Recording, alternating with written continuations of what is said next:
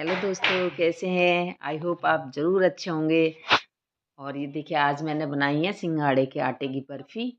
तो चलिए देखते हैं कैसे बनाते हैं। ये देखिए, मैंने सिंघाड़े के आटे की बर्फ़ी बनाई है।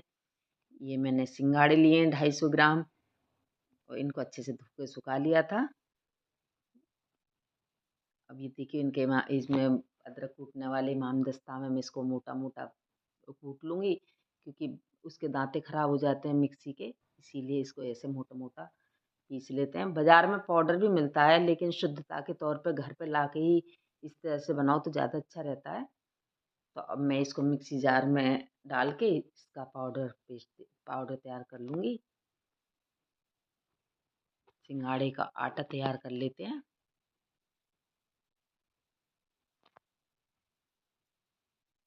ये देखिए, मैंने इसको बारीक पीस लिया है।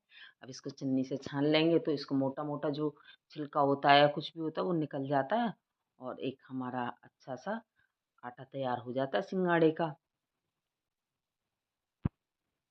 आजकल मार्केट में सब चीज़ें रेडीमेड मिलती हैं, लेकिन पहले लोग इसी तरह से घर पे बनाते थे। ये देखिए, मेरा सिंघाड़े का आटा तैयार हो चुका है। अब चलिए इसकी बर्फ़ी बनाते हैं। हलवा भी बोल सकते हैं, बर्फ़ी भी बोल सकते हैं।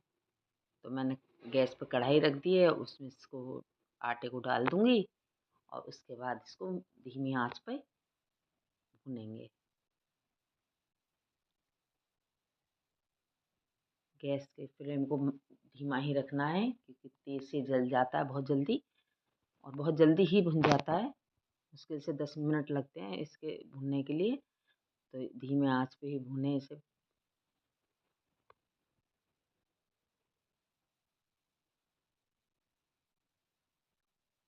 अभी देखिए, इसमें मैं थोड़ा-सा घी डालूँगी, बिना घी के भी बना सकते हैं, थोड़ा-सा भून के और इसे घोल तैयार करके इसे ऐसे ही चला देते हैं और उससे भी बन जाता है, लेकिन घी के साथ भूनने से इसका टेस्ट बहुत ज़्यादा बढ़ जाता है। सूजी के हलवा की तरह बन जाता है, बहुत अच्छी बर्फ़ी बनती है फिर इसकी। मैं थोड़ा-सा घी और डाल देती हूँ और इसको देखिए, मेरा भुन चुका है, बहुत जल्दी भुन जाता है, इसीलिए धीमी आँच पे इसको भूनें, बहुत जल्दी भुन जाता है, ज़्यादा टाइम नहीं लेता। अब गैस को मैं बंद कर दूँगी और इसको ठंडा होने देते हैं। ये देखिए, मेरा इतना पाउडर तैयार हुआ था उसका। अब मैं इतना ये है उससे 4 गुना पानी लूँगी। पानी कम नहीं रहना चाहिए, 5 गुना कर सकते हैं, लेकिन 3 गुना बिल्कुल नहीं करना। इसमें ज़्यादा पानी लगता है, तो मैं इससे 4 गुना पानी डालूँगी इसमें।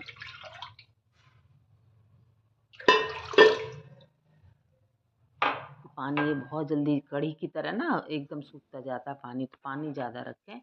अभी मैंने गैस नहीं ऑन की है और मैं इसको डाल लेती हूँ। गैस बाद में ऑन करूँगी, ये बात ध्यान रखनी है कि गैस को नहीं जलाना है अभी।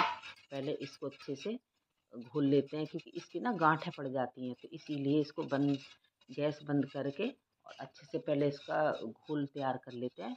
उसके बाद गैस को ऑन करते हैं। देखिए, कढ़ी जैसे कढ़ी बेसन घोलते हैं उसी तरह से पतला-पतला घोल लेते हैं। और अब मैंने गैस को ऑन कर दिया। मैं इसे बराबर चलाती रहूँगी, क्योंकि बराबर चलाते रहना है, नहीं तो इसमें गाँठें पड़ जाती हैं बहुत जल्दी। तो बराबर से चलाते रहना है, नहीं तो गुठली पड़ जाती हैं, फिर वो अच्छी नहीं लगती। तो इसीलिए इसको बराबर चलाते रहना है। ये देखिए, ऐसा टाइट-टाइट सा होता चला गया एकदम से। और मैं अभी भी उसको इसी तरह से चला रही हूँ और अब मैं उसके बाद इसमें डालूँगी चीनी। देखिए, इतना टाइट हो चुका है, मैं चीनी डालूँगी। थोड़ा चीनी पिघलेगी तो फिर से ये ढीला हो जाएगा। मैं चीनी डाल देती हूँ इसमें। जितना मैंने इसका सिंघाड़े का आटा लिया था, उसका आधे से थोड़ा ज़्यादा चीनी लेनी है। चीनी अपने टेस्ट के अनुसार कम ज़्यादा कर सकते हैं। कम जा खाते हो तो कम डालें, ज़्यादा खाते हो तो ज़्यादा डालें। ये देखिए, मेरा बिल्कुल इस तरह से तैयार होगा। अभी एक प्लेट ली है, उसमें मैंने घी लगा लिया है नीचे, ताकि वो आसानी से उतर जाती हैं घी लगने के बाद। मैं इसमें घी लगा लूँगी और उसके बाद इसके बैटर को इसमें डाल देंगे और अच्छे से सेट कर देते हैं।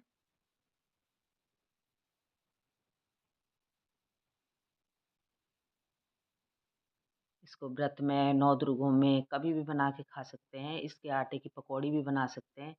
व्रत में बहुत से लोग कूटू पसंद नहीं होता, इसकी कूटू की नहीं, इसकी पकौड़ी मिला के खाते हैं। तो बहुत फ़ायदेमंद रहता है ये वाला आटा। तो आप एक बार ज़रूर ट्राई करना। अब इसको अच्छे से सेट कर देते हैं दबा दबा के।